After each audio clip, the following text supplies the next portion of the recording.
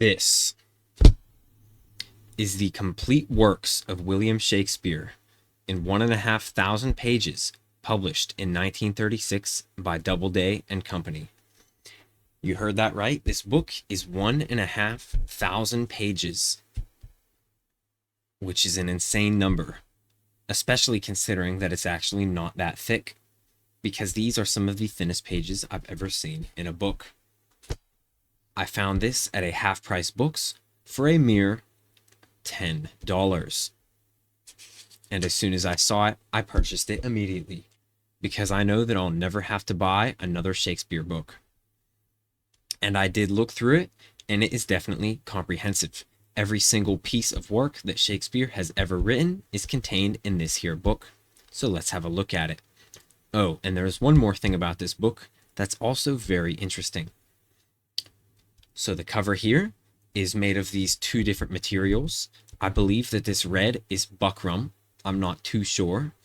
And this gray seems to be a cloth or a different type of buckram. Maybe they're both buckram, maybe they're both cloth. I know that it's a combination of one of those, but it feels quite nice. It's very rough, and it has a nice texture under the hands.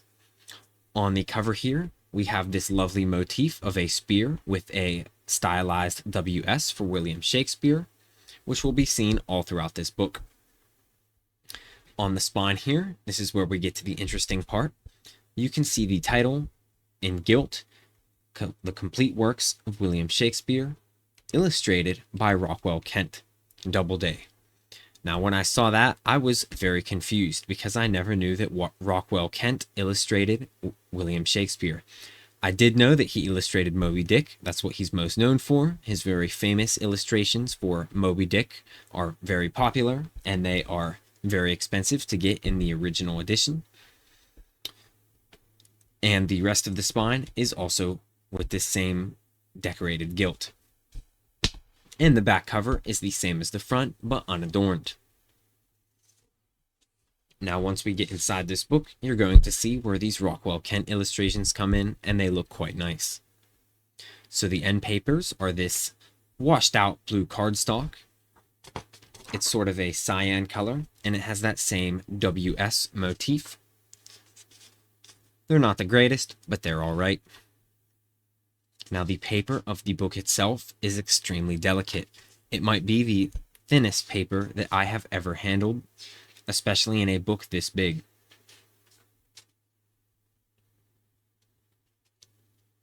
We have a little quote down here. "Oh, how thy worth with manners may I sing," from one of his sonnets. And when we open to the title page, you immediately see one of those beautiful Rockwell Kent illustrations used as the frontispiece.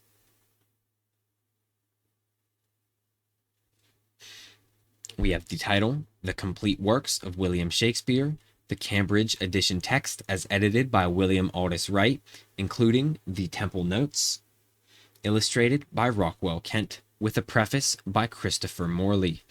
And yet again, we have that same motif. Doubleday Company, Inc., Garden City, New York. And one thing I did forget to mention is that this book has trimmed page edges, which is what you would expect. And it does have these red and yellow headbands. For a book of this size, deckled page edges would be an absolute nightmare to handle, especially trying to separate the pages when they are this thin.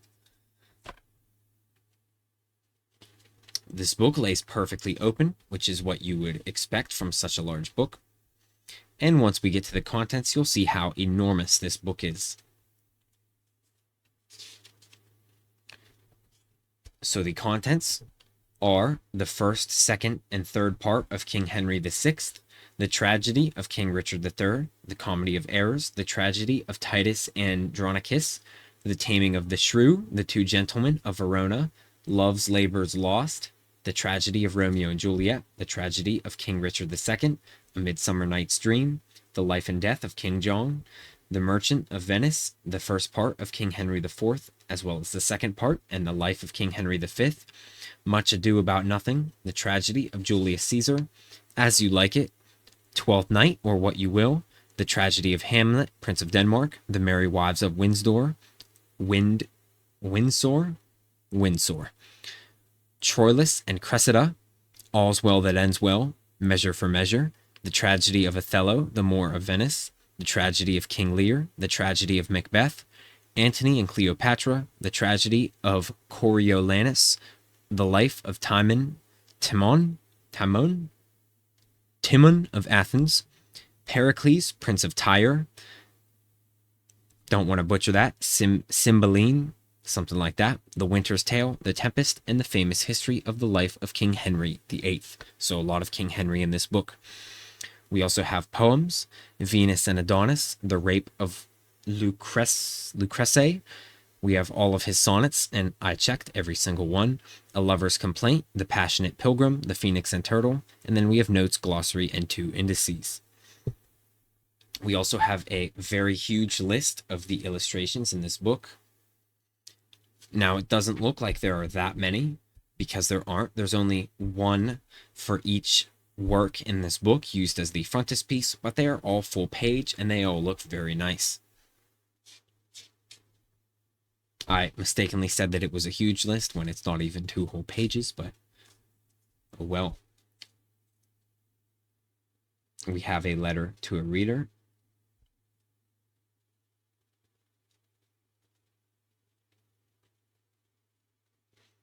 I do like this line. You excited me when you said you hadn't read it since high school.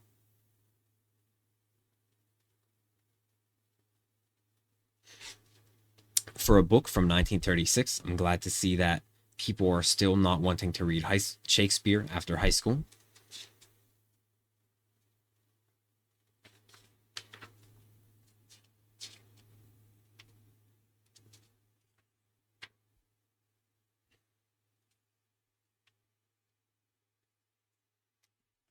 Now we have the very first part.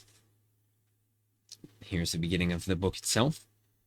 The first part of King Henry VI, we have a little synopsis. And then once we open the book, you can already see it through the page because they're so thin, but we have the very first illustration. And it does look very nice, as any Rockwell Kent illustration does. The book is in 2 columns, which is necessary and proper for a book of this size. I don't know why I just quoted the Constitution, but anyways.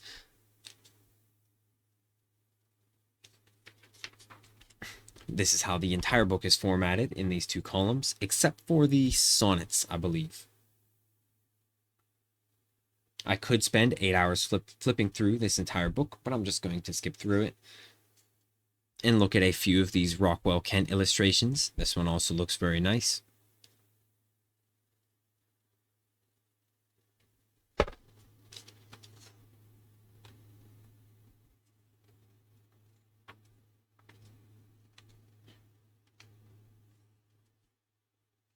Here's the third one.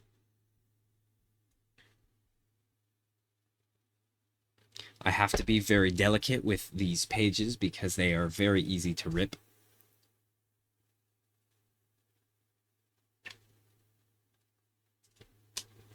As you can see, this book has no problem laying flat, though, with each page. It's very well bound.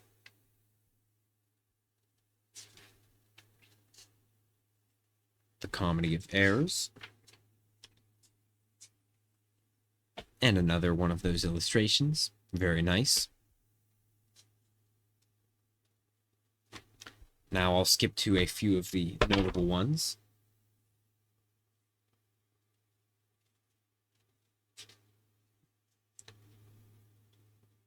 So Romeo and Juliet is on page 313.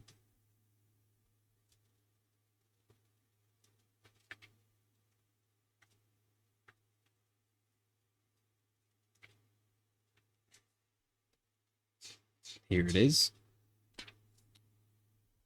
Very lovely looking. Next, Midsummer's Night Dream on 385.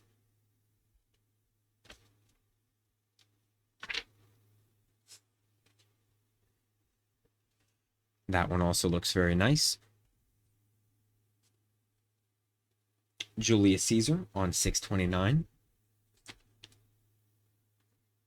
Ooh. You can see that I almost folded one of the pages there.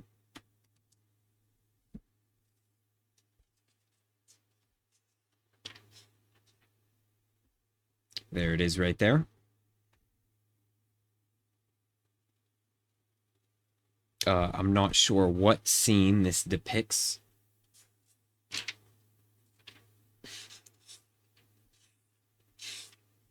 Unless maybe the art pieces are for the end.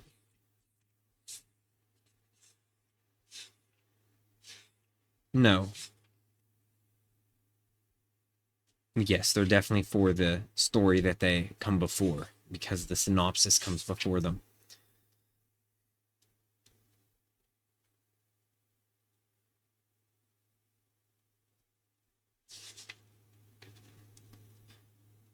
We'll go to Hamlet on 731. Here we go. Very lovely looking.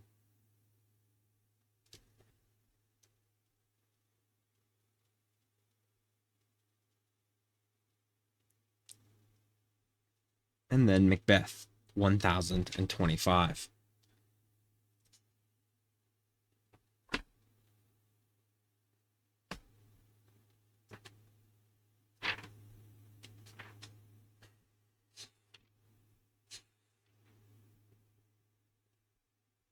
Very nice looking.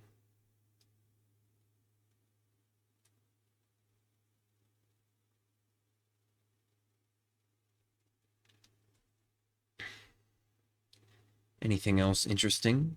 Maybe The Winter's Tale, 1259.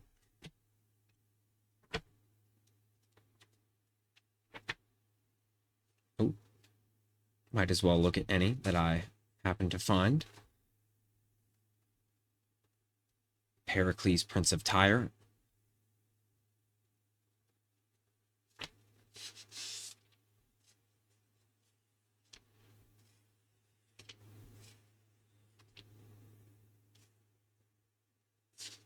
And here is The Winter's Tale. Lastly, I'll go to the sonnets, and I need to be careful because my sweat will ruin these pages. The sonnets on 1401. You can see that this book forms basically a huge slope with the pages as you open them more. It looks very nice.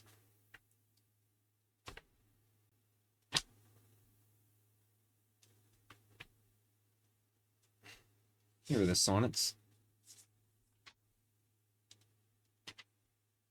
And we don't get any illustration for the sonnets.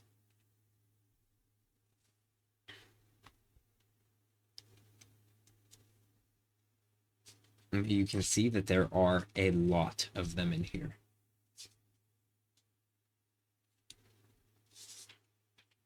They go the whole way up to CLIV, which is 154. I think so.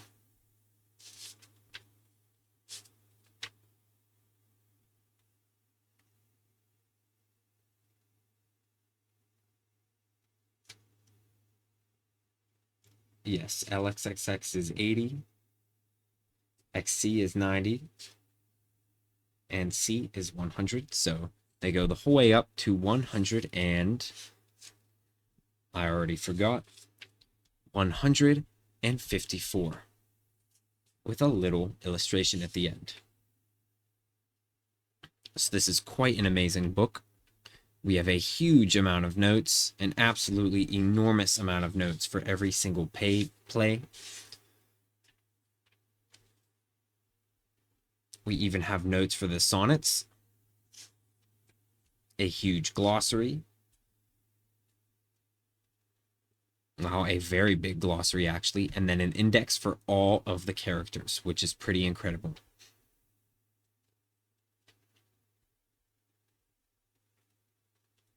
And then at the back, the same faded cyan cardstock end papers with the lovely motif.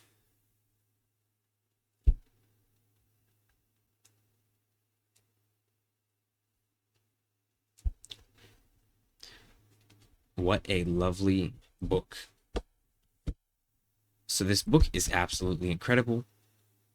It's very comprehensive. It's every single Shakespeare thing you would ever need to read.